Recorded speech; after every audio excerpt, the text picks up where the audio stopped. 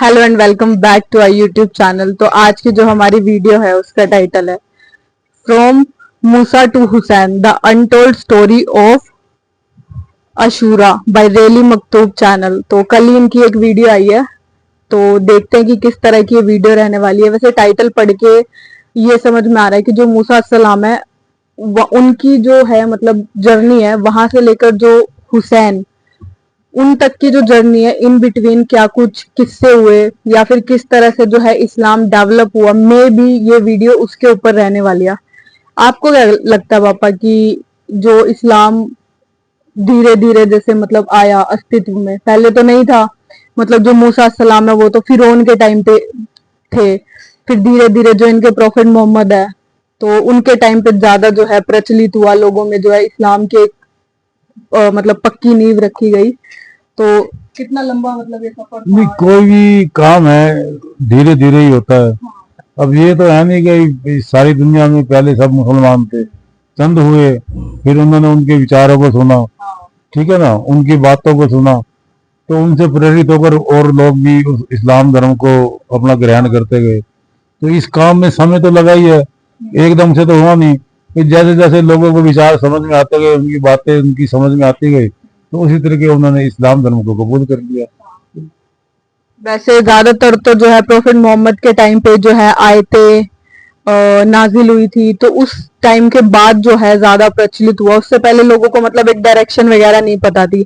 बाकी video start करते हैं और वीडियो में देखते हैं कि जो हम सोच रहे हैं ये उस तरह की वीडियो है या फिर उससे अलग है, और फिर वीडियो के एंड में बात करेंगे कि इन्होंने हमें आज की वीडियो में क्या कुछ बताया। तो स्टार्ट करते हैं। मुहर्रम और करबला। अल्लाहू अकबर। ये लफ्ज़ सुनते ही इमाम हुसैन रज़ी अल्लाह अन्हु की शहादत याद आती है, जिसके दर्द को याद करके आज भी हजारों शिया मुसलमान मातम मनाते हैं, अपना खून बहाते हैं, अपना सीना पीटते हैं।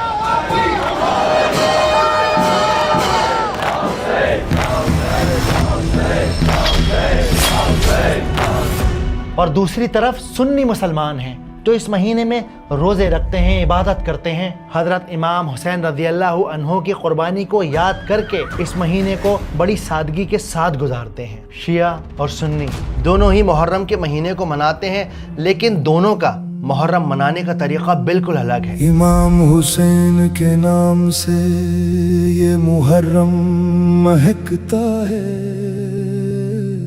अगर मैं आपसे कहूं कि मुहर्रम की शुरुआत करबला के मैदान से नहीं हुई, हज़रत हुसैन रज़ी अल्लाह अन्हु की शहादत से नहीं हुई, बल्कि इसकी हकीकत हजारों साल पुरानी है। जुड़ी इससे मूसा की भी जिंदगानी है। और इस हकीकत को समझने के लिए हमें 1400 साल पुराने दमिश्कस में जाना होगा। दमिश्कस साल 680 CE, प्रॉफिट मोहम्मद सल्लल्लाहु अलैहि वसल्लम के गुजरने के 50 साल बाद। मुसलमानों के खलीफा मुआविया रजी अल्लाह अन्हु अब नहीं रहे। जल्द से जल्द सारी इस्लामी रियासतों में पैगाम पहुंचा दो। जी बिल्कुल। खलीफा की तदफीन ज़ोहर की नमाज के फौरन बाद की जाएगी। दमिश्कस की मस्जिदों में ज़ोहर के वक्त जनाजे का ऐलान हो गया था।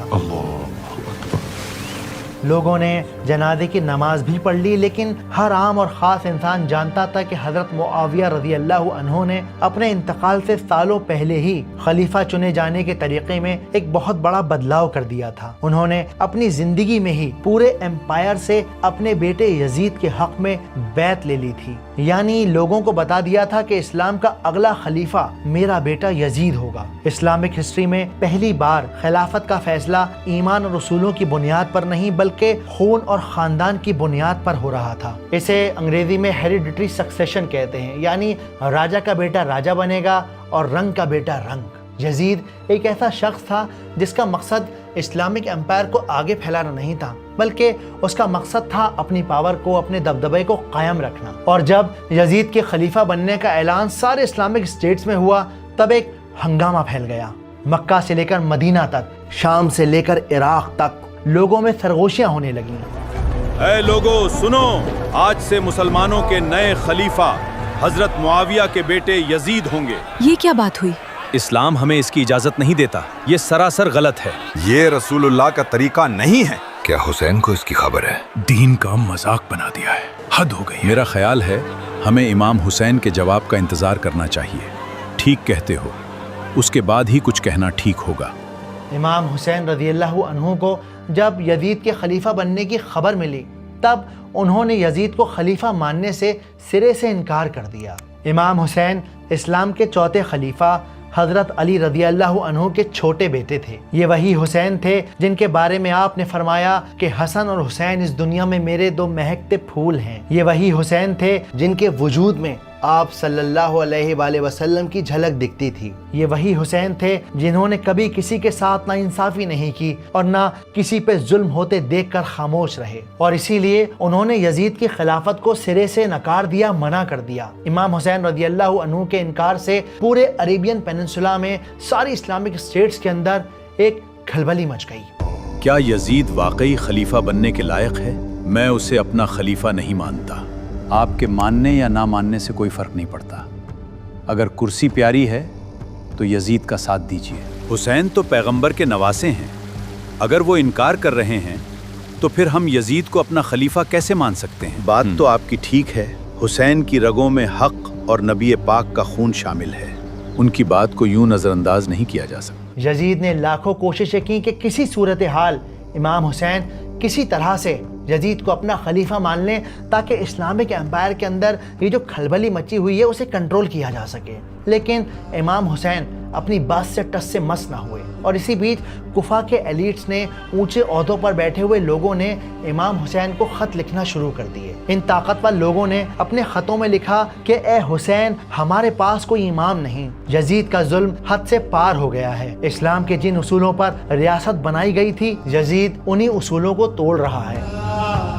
हम काफी वक्त से आपको खत लिख रहे हैं। आप पैगंबर इस्लाम सल्लल्लाहु अलैहि वसल्लम के नवासे हैं। हमें आपकी जरूरत है। इस्लाम को आपकी जरूरत है। अगर आप ही हक का परचम नहीं उठाएंगे तो फिर आम लोग हक के लिए आवाज कैसे उठाएंगे? हम आपके साथ हैं, आपके वफादार। इमाम हुसैन ने इन खतों को हुज्जत तमाम माना, यानी कि फाइनल आर्ग्यूमेंट माना। इमाम हुसैन को लगा कि अगर वो इन खतों का जवाब न दें या फिर इन लोगों के पास वापस कुफा लौट कर ना जाएं तो लोग कहेंगे कि हमने तो आपको बुलाया था लेकिन इमाम आप ही नहीं आए। और फिर इसके बाद इमाम हुसैन ने अपने कुछ साथियों को लेकर कुफा का सफ़र शुरू कर दिया।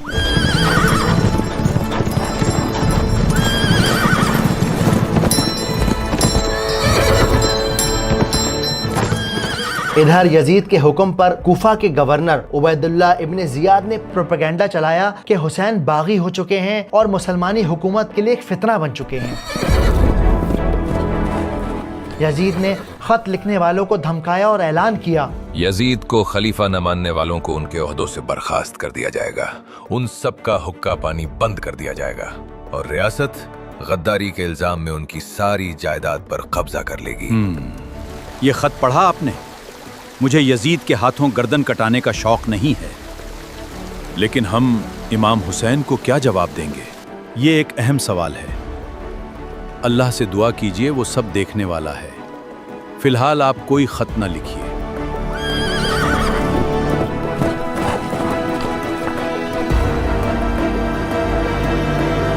ये आप क्या कह रहे हैं? हम इमाम हुसैन का रास्ता रोकें, उनसे जंग करें, उनका खून बहाएं? वो रसूलुल्लाह के नवासे हैं, शेर खुदा अली के बेटे हैं। यजीद का हुक्म यानी रियासत का हुक्म। जाइए, इमाम को कूफा में दाखिल होने से रोकिए। या तो आप हमारे साथ हैं या हमारे खिलाफ। डर और लालच के चलते यजीद के हुक्म की तामील हुई। इमाम हुसैन रज़ियल्लाहु अन्हु को कुफा पहुंचने से पहले ही करबला के मैदान में यजीद की फौज ने घेर लिया।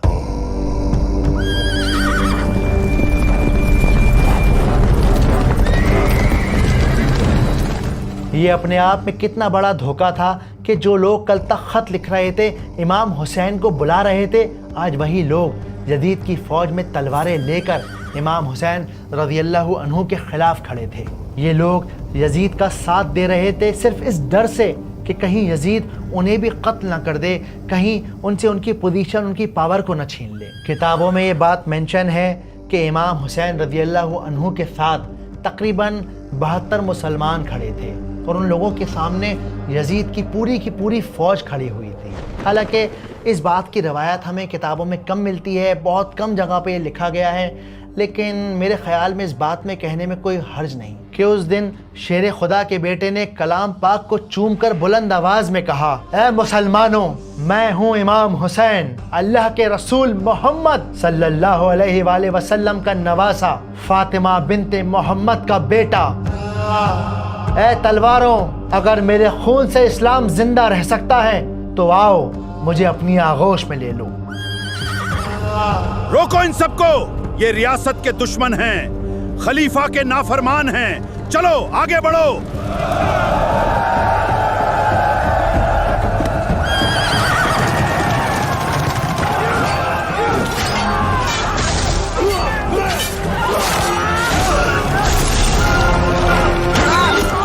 اللہ اکبر!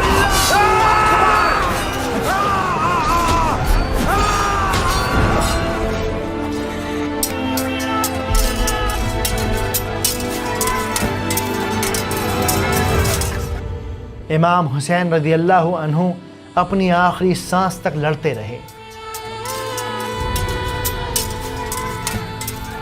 لیکن یزید کی فوج نے انہیں اور ان کے ساتھیوں کو شہید کر دیا۔ اس جنگ میں کچھ گنے چنے لوگ ہی سروائیو کر پائے۔ کتابوں میں یہ بات تک مینشن ہے کہ یزید نے امام حسین رضی اللہ عنہ کو اور ان کے ساتھیوں کو پانی تک نہ دیا تھا اور پیاس کی تڑپتی ہوئی حالت میں آپ کو شہید کیا تھا۔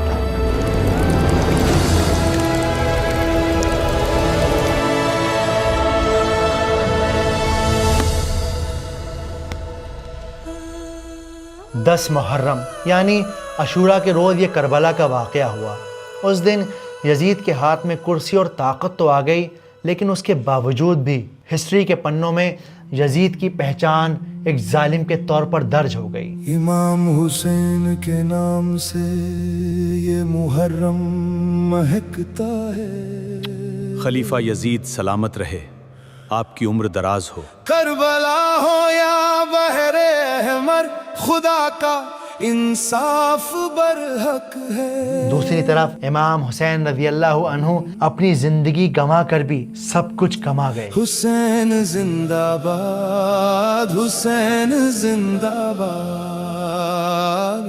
اور اسی شہادت کو یاد کر کے 10 محرم کے روز نہ جانے کتنے سارے مسلمان ماتم مناتے ہیں، گلی گلی تعزیے نکالتے ہیں۔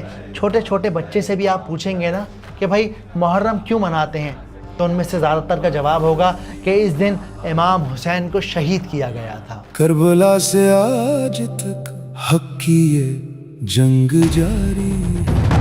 حضرت امام حسین رضی اللہ عنہ شہید ہو گئے اور اسی دن سے اسلامک خلافت ایک خاندانی بادشاہت میں بدل گئی، یعنی امیت ڈائنسٹی میں بدل گئی۔ حضرت معاویہ رضی اللہ عنہ کے ذریعے لیا گیا ایک فیصلہ جہاں تقوی اور میرٹ کی بنیاد پر نہیں بلکہ خون کی بنیاد پر خلیفہ کو چنا گیا۔ بہت ساری کتابوں میں یہ بات بھی مینشن ہے کہ حضرت معاویہ رضی اللہ عنہ کے ذریعے لیا گیا یہ فیصلہ کہ خلافت ان کے بیٹے کو ملے، وہ اصل میں ایک بہت بڑے اسلامی فتنے کو روکنے کے لیے کیا گیا تھا۔ وجہ جو بھی رہی ہو، لیکن حقیقت یہ ہے کہ اسلامک ہسٹری کے اندر یہ ایک بہت بڑا موڑ تھا، ایک ایسا موڑ جس پر ہم نے کربلا کی شہادت دیکھی۔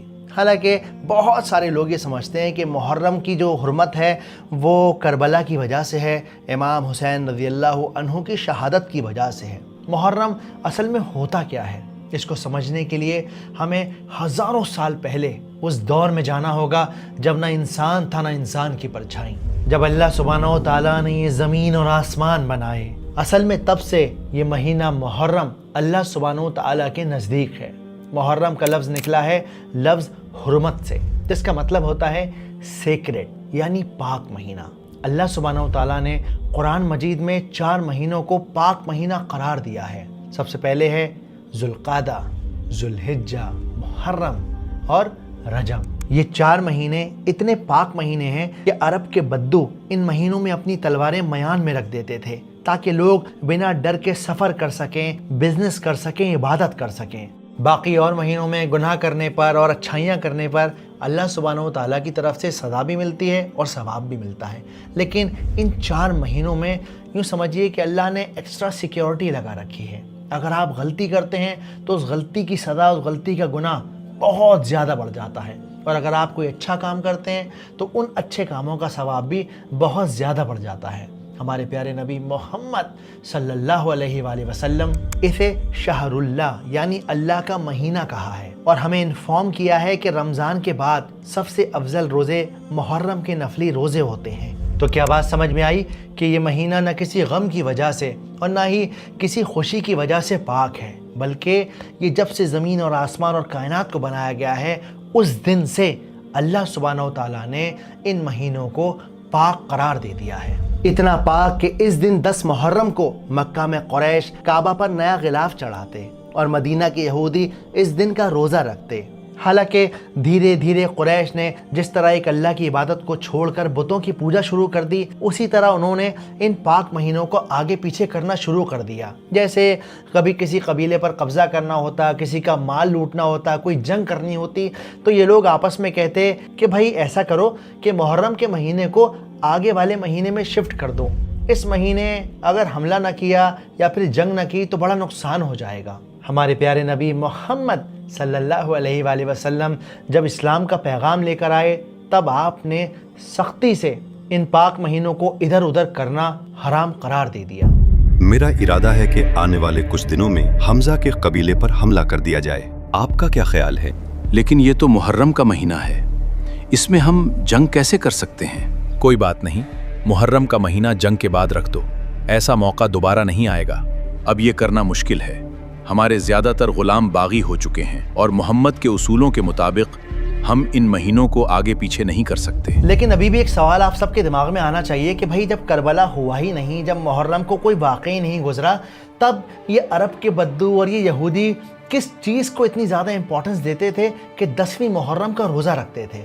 اس سوال کے جواب کو جاننے کے لیے چلیے میں آپ کو لے کر چلتا ہوں مصر کے ہزاروں سال پرانے زمانے میں۔ اس زمانے میں مصر یعنی ایجپٹ دنیا کی سب سے طاقتور سلطنت میں سے ایک تھی، اور اس سلطنت کا بادشاہ تھا فرعون، ایک ایسا ظالم بادشاہ جس نے ظلم کی ساری حدیں پار کر دی تھی۔ یعقوب علیہ السلام کی پوری نسل اس کی غلامی میں پس رہی تھی، ان کے بیٹوں کو ذبح کر دیا جاتا، ان کی عورتوں کو ذلیل کیا جاتا اور ان لوگوں کی بری طرح پٹائی کی جاتی۔ کیا کہا تو نے؟ فرعون تیرا خدا نہیں ہے؟ آج میں تیری کھال ادھیڑ دوں گا، کمبخت، ہٹ پیچھے۔ قرآن میں اللہ سبحانہ و تعالیٰ بیان کرتے ہیں کہ فرعون اپنے غرور میں، اپنی طاقت کے نشے میں اس قدر اندھا ہو گیا کہ وہ لوگوں سے کہنے لگا فقال انا ربکم الاعلی، کہ میں تم سب کا خدا ہوں اور میں سب سے بڑا رب ہوں۔ سو کہنے لگا کہ تمہارا سب سے بڑا مالک میں ہوں۔ اور آخر کار اس تکبر اور غرور کو مٹی میں ملانے کے لیے اللہ سبحانہ و تعالیٰ نے حضرت موسیٰ علیہ السلام کو بھیجا، بنا کسی فوج کے، بنا کسی ہتھیار کے، بنا کسی دولت کے، صرف ایک لکڑی کی لاٹھی اور اپنے رب پر پختہ یقین کر کے موسیٰ علیہ السلام اس وقت کے سب سے بڑے ظالم فرعون کے سامنے کھڑے ہو گئے۔ آپ نے اسے اس کے محل میں کھڑے ہو کر للکارا، اسے بتایا کہ وہ خدا نہیں ہے، بلکہ خدا وہ ہے جو اس زمین اور آسمان کو چلاتا ہے، خدا وہ ہے جو چیٹی کو بھی رزق کھلاتا ہے، خدا وہ ہے جو صبح اور شام کرتا ہے، خدا وہ ہے جو پانی کو بہاتا ہے، خدا وہ ہے جو پودوں کو اگاتا ہے۔ موسیٰ علیہ السلام نے سالوں تک ایک اللہ کو ماننے کی دعوت دی، دور دور علاقوں میں جا کر لوگوں کو سمجھایا، انہیں بتایا کہ فرعون خدا نہیں ہے، بلکہ خدا وہ ہے جو ہر وقت ان کا خیال رکھتا ہے۔ اور دھیرے دھیرے دھیرے لوگ ان کے ساتھ ایک جٹ ہونے لگے۔ جب فرعون کا ظلم بڑھا تب موسیٰ علیہ السلام کے ماننے والوں کی جان پر خطرہ منڈرانے لگا۔ تب اللہ سبحانہ و تعالیٰ نے موسیٰ علیہ السلام کو حکم دیا کہ اے موسیٰ اپنی قوم کو لیجئے، یہاں سے نکل جائیے۔ حکم ملتے ہی بوڑھے، بچے، جوان، عورتیں، کمزور، لاچار، بے بس، سب کے سب اپنا سامان باندھ کر موسیٰ علیہ السلام کے پیچھے چل دیے۔ لیکن جیسے ہی فرعون کو یہ خبر ہوئی کہ اس کے غلام اس کے چنگل سے فرار ہو رہے ہیں، اس کا غصہ آسمان کو چھونے لگا۔ میری فوج تیار کرو، آج مجھ سے کوئی نہیں بچ پائے گا، میں سب کو ختم کر دوں گا۔ غصے میں چور فرعون اپنے گھوڑوں پر سوار ہو کر اپنے محل سے نکل پڑا۔ چیختے چلاتے گھوڑے، چابک کھاتے گھوڑے زمین پر بجلی کی رفتار سے دوڑ رہے تھے۔ ادھر موسیٰ علیہ السلام سمندر کے سامنے کھڑے سوچ رہے تھے کہ یہ اللہ کا کیا فیصلہ ہے۔ چیختا چلاتا سمندر، ٹھاٹے مارتا سمندر، اس سمندر کی لہریں موسیٰ علیہ السلام کے لوگوں کے جسم میں خوف بن کر دوڑ رہی تھیں۔ اور دوسری طرف دھول اڑاتی ہوئی فرعون کی ظالم فوج موت بن کر موسیٰ علیہ السلام کی قوم کی طرف بڑھ رہی تھی۔ دائیں اور بائیں بھاگنے کا کوئی راستہ نہ تھا، اور پھر جیسے آسمان نے بھی موسیٰ علیہ السلام کی قوم سے منہ موڑ لیا، خوفناک آندھی چلنے لگی، دھول اور غبار کے طوفان نے لوگوں کو اپنی آغوش میں لے لیا۔ وہ لاچار لوگ ڈر سے کانپ اٹھے، عورتوں کی چیخیں گونجنے لگیں، اور خوف کا یہ عالم تھا کہ معصوم بچوں نے ماؤں کے دودھ تک چھوڑ دیے۔ پورا ماحول ایک ایسی چیختی خاموشی میں بدل گیا جہاں ہر چیخ آنے والی موت کا پیغام تھی۔ کمزور ایمان والے بری طرح چلائے، اے موسیٰ، آج تم نے ہمیں مروا دیا۔ موسیٰ علیہ السلام لوگوں کی بات سن کر ذرا نہ گھبرائے، بلکہ آپ کے چہرے کے اوپر خوف کی ایک شکن تک نہ آئی۔ آپ نے مسکرا کر کہا، کلا انا معی ربی سیہدین، میرا رب میرے لیے راستہ ضرور نکالے گا۔ تو موسیٰ کے ساتھی کہنے لگے کہ ہم تو پکڑ لیے گئے۔ موسیٰ نے کہا، ہرگز نہیں، میرا پروردگار میرے ساتھ ہے، وہ مجھے راستہ بتائے گا۔ اس وقت ہم نے موسیٰ کی طرف وہی بھیجی کہ اپنی لاٹھی سمندر پر مارو۔ جیسے ہی وہ لاٹھی پانی پر پڑی، پانی دو ٹکڑے ہو گیا۔ دیواروں کی طرح، پہاڑوں کی طرح سمندر کا پانی دونوں طرف کھڑا ہو گیا، اور اس گہرے سمندر کے بیچ میں سوکھی زمین کا ایک راستہ کھل گیا۔ موسیٰ علیہ السلام اپنی قوم کے ساتھ اس راستے پر اتر گئے۔ موسیٰ علیہ السلام کو دیکھ فرعون بھی اپنی فوج کے ساتھ اسی سمندر والے راستے پر اتر پڑا، اور جب فرعون ٹھیک بیچ میں تھا، اسی لمحے پانی نے فرعون کو، اس کی سلطنت کو، اس کے غرور کو اپنی آغوش میں لے لیا۔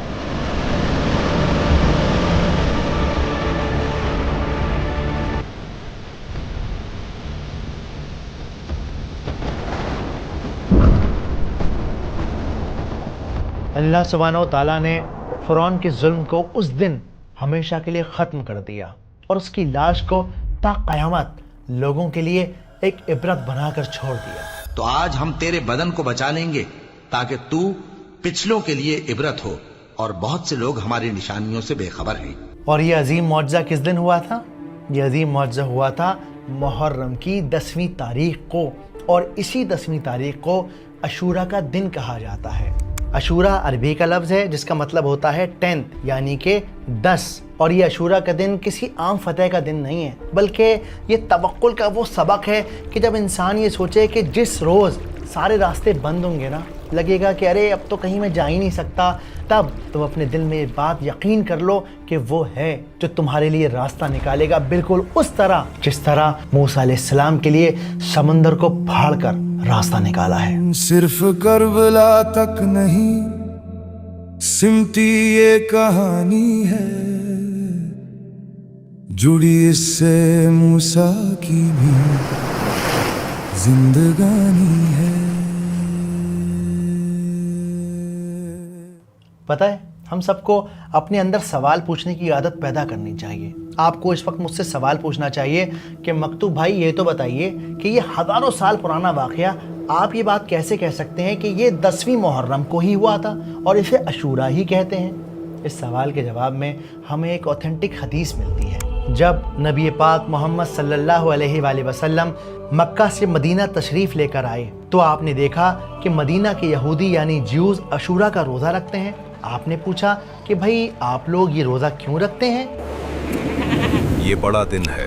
اس دن اللہ نے موسیٰ علیہ السلام اور ان کی قوم کو بچایا اور فرعون کو سمندر میں ڈبا دیا، تو موسیٰ علیہ السلام نے شکرانے کا روزہ رکھا، اس لیے ہم بھی اس دن روزہ رکھتے ہیں۔ ان یہودیوں کا جواب سن کر آپ صلی اللہ علیہ وآلہ وسلم نے فرمایا کہ موسیٰ علیہ السلام پر تم سے زیادہ حق ہم مسلمانوں کا ہے، اور پھر آپ نے خود بھی روزہ رکھا اور باقی مسلمانوں کو بھی اس روزے کو رکھنے کا حکم دیا۔ اللہ کے رسول صلی اللہ علیہ وآلہ وسلم کی ہمیں ایک حدیث ملتی ہے جس میں آپ صلی اللہ علیہ وآلہ وسلم نے فرمایا کہ عاشوراء کے دن کا روزہ رکھو، کیونکہ اللہ عاشوراء کے روزے داروں کے 1 سال کے پچھلے گناہوں کو معاف کر دیتا ہے۔ اللہ کے رسول صلی اللہ علیہ وآلہ وسلم نے یہ فرمایا کہ اگلے سال میں 9 اور 10 یا پھر 10 اور 11 محرم کا روزہ رکھوں گا، لیکن اگلے سال محرم آنے سے پہلے ہی اللہ کے رسول صلی اللہ علیہ وآلہ وسلم اس دنیا سے پردہ فرما گئے۔ تو کوشش کیجئے 9، 10 اور 11 کو روزہ رکھیے،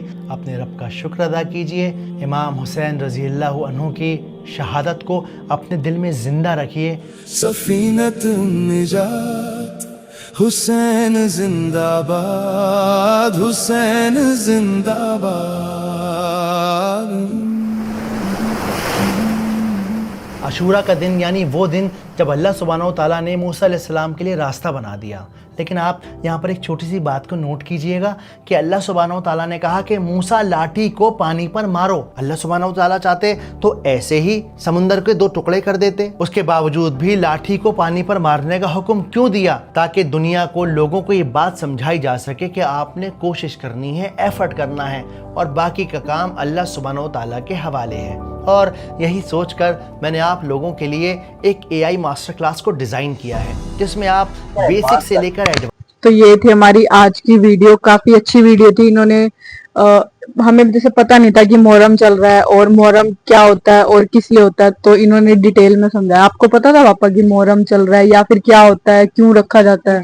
محرم میں تو یہ مہینے میں روزے رکھتے ہیں لوگ, تو ان کے حساب سے یہ بہت پوتر مہینہ ہے. تو اس مہینے میں لوگ روزہ بھی رکھتے ہیں اور کوئی غلط کام بھی نہیں کرتے. کسی کو ستاتے نہیں, کسی کا برا نہیں کرنا, یا کچھ ایسا کھان پان ایسا نہیں کرنا جو مطلب پوتر. ایک تو انہوں نے محرم کے بارے میں بتایا, سنا تو ہم نے بھی ہوا تھا, اور ہمارے ایک دو متر بھی ہیں تو وہ روزہ رکھتے بھی ہیں, تو ان سے بھی ہم سنتے تھے باتیں. لیکن جو باتیں انہوں نے بتائی ہیں وہ تھوڑی انہوں نے ہٹ کے بتائی ہیں. انہوں نے ڈیٹیل میں ایک تو یہ بتایا کہ محرم جو ہے یہ پوتر مہینہ کیوں ہے, ایک تو اس کے بارے میں, اور دوسرا انہوں نے بتایا کہ جیسے موسیٰ اسلام جی کو بھائی ظلم کے خلاف انہوں نے بھیجا, پرماتما فرشتے تھے وہ پرماتما کے, تو کیسے انہوں نے فرعون کی ساری سینا کو ایک چھن میں بھائی پانی کے اندر ڈبو دیا.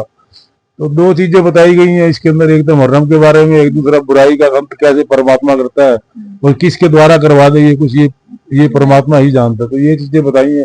پہلے اتنی جانکاری نہیں تھی, لیکن آج ان کو سننے کے بعد تھوڑا پتہ لگا کہ بھائی ہاں یہ چیزیں اچھی ہیں. ہم جیسے نارمل دیکھتے ہیں ویڈیوز میں وغیرہ میں کہ جیسے کئی مسلمان ہوتے ہیں ہنٹر سے خود کو مارتے ہیں, خون نکلواتا ہے, تو ہمیں یہ سب چیزیں پتہ نہیں تھی کہ کیوں کرتے ہیں نا. ہمیں ایسا لگتا تھا کہ نہ جانے کیوں کر رہے ہیں, اپنے آپ کو جو ہے اتنا ٹارچر کیوں دے رہے ہیں. بٹ آج سمجھ میں آیا کہ یہ لوگ ایسا کیوں کرتے ہیں, اس کے پیچھے کا ریزن جیسے ہمیں پتہ چلا. اور انہوں نے کہا کہ یہ سب چیز جو ہے اس کی تھوڑی وہ میرے ایک 2 یار دوست ہیں شیعہ مسلمان, تو میں یو پی میں جب رہتا تھا ماما کے وہاں, تو میرے یار دوست تھے. تو ان دنوں یہ محرم کے دنوں میں یہ جب نکالتے تھے اپنے آپ کو مارتے تھے, لوہے کی بلیڈ ہوتے تھے ان سے مارنا اور آگ کے اوپر چلنا. تو یہ چیزیں ہم نے دیکھی ہوئی ہیں. ہمارے تو دوست تھے وہ, تو ہم ان سے پوچھتے تھے تو وہ وہی بتاتے تھے کہ یہ ایک دھارمک پرکریا ہے, یہ ایک پرماتما کو یاد کرنے کا طریقہ. تو یہ چیزیں ہم نے دیکھی ہوئی ہیں. لوگوں نے تو ٹی وی پہ دیکھی ہوں گی یا بھائی فلموں میں یا کیسے دیکھی ہوئی, تو ہم نے ان چیزوں کو حقیقت میں دیکھی ہوئی ہے. اور ان لوگوں سے ملے بھی ہوئے ہیں کیونکہ ہمارے متر تھے وہ, تو وہ ایسی کریا کرتے تھے تو ہمیں حیرانی ہوتی تھی. لیکن ان کا جو دृढ़ وشواس ہوتا ہے اس پرماتما کے پرتی, اس اللہ کے پرتی, تو اسی میں یہ دھارمک پرکریا ہے. اچھا ہے یہ جو بھی ہمارے انوشٹھان کرتے ہیں تو ان میں یہ چیزیں بتائی گئی ہیں ابھی. چلو لیکن جو بھی ہے اچھی چیز بتائی ہے انہوں نے, بہت بڑھیا چیز بتائی. بتاؤ بھاونا, آپ کو پتا تھا یہ سب چیزیں؟ جو مطلب ہمیں تو پتا بھی نہیں تھا کہ یہ سب چل رہا ہے یا کچھ. ہم نے ایک ویڈیو کری تھی ابھی زبیر ریاض کی کہ وہ جو کعبہ کا کپڑا چینج ہوتا ہے غلاف, وہ ڈے والے دن ہوتا ہے, وہ ساری چیز ہم نے دیکھی تھی. بٹ ہمیں یہ نہیں پتا تھا کہ وہ محرم کے 10ویں دن میں ہوتا ہے. تو یہ چیز بھی جو ہے کلیئر ہوئی ہمیں, کیونکہ مطلب ہم اب اس ویڈیو سے جو ہے ریلیٹ بھی کر پا رہے ہیں نا, تو کافی ساری چیزیں جو ہے کلیئر ہو رہی ہے. اور ویسے بھی ریلی مکتوب کی ہم ویڈیوز کرتے ہیں تو کافی اچھے سے یہ ایکسپلین کرتے ہیں, ہر ایک چیز کو سمجھ میں آتا ہے. اور سب سے امپورٹنٹ بات یہ ہوتی ہے کہ ہمیں ریزن پتا چلتا ہے کہ ایسا کیوں کرتے ہیں, ہے نا. جیسے کہ پاپا بھی بتا رہے ہیں کہ پاپا کے کئی سارے فرینڈز تھے یو پی میں جو کہ یہ سب چیزیں کرتے تھے. وہ تو اس کے لیے کرتے ہوں گے نا, وہ کربلا کے اس یہاں پہ کرتے ہوں گے جو شیعہ لوگ بتا رہے ہیں. اور جو سنی آئی تھنک میرے خیال سے یہودی ہوں گے جو موسیٰ علیہ السلام کی جو مطلب کہ اس چیز کے لیے, تو شاید اس وجہ سے یہ دونوں الگ الگ ہے. انہوں نے دونوں چیز بتائی ہے نا, کلیئر کری ہے کہ جو ہے ایک قوم جو ہے وہ تو اپنے آپ کو جیسے پیڑا دے کے وہ سب چیز کرتی ہے, ہاں, اور جو دوسری ہے وہ روزہ رکھتی ہے اور کسی کو جو ہے ہانی نہیں پہنچاتے. تو یہ سب چیز ہے. میں نے شاید دیکھا تھا, وہ تو کہہ رہے تھے کہ یہ مطلب کہ نیا کیلنڈر ہوتا ہے مطلب کہ مومڈنس کا, اور نیو ایئر ٹائپ مانا جاتا ہے. پتہ نہیں, تو ہر کسی کی اپنی ہے. بٹ جو ایک مین ریزن شاید ہو سکتا ہے کیونکہ انہوں نے ایک چیز ویڈیو میں کہی تھی کہ اس چیز کے اوپر آیت بھی ہے, ٹھیک ہے. تو آیت کے اکارڈنگ انہوں نے جو ہے ہمیں بتایا. तो हो सकता है कि इनकी बात जो है वो ज्यादा सही हो और कुछ चीजें जो है ऐसे सुनी सुनाई भी होती है। तो काफी अच्छा लगा आज की वीडियो देख के, इंफॉर्मेशन मिली इतनी सारी, हमें पता भी नहीं था कि ये मुहर्रम के जो है महीने चल रहे हैं। नहीं तो हम सोचते सिर्फ वही, जैसे कि लास्ट वीडियो में कहा था रमजान ही पता था हमें, तो अब पता चला कि 4 अलग अलग वो है, मतलब इनके भी फेस्टिवल्स वगैरह आते हैं, महीने आते हैं, हर एक चीज होती है। तो मिलते हैं आपसे नेक्स्ट वीडियो में, तब तक के लिए आप हमारी वीडियोस को लाइक शेयर कमेंट करते रहना और चैनल को सब्सक्राइब जरूर करना। Thank you so much.